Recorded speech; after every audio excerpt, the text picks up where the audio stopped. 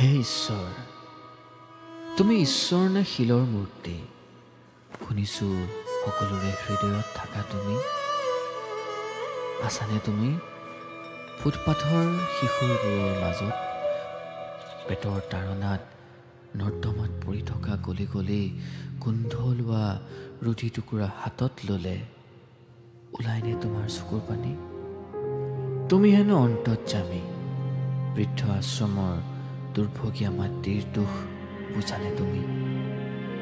তুমি কৰোণাৰ সাগৰ, পংগু শৰীৰৰ জ্বলন্ত যান্ত্ৰণাবোৰ দেখিও মৌন কিয়? সকলো দেখা তুমি, নেদেখা কিয়?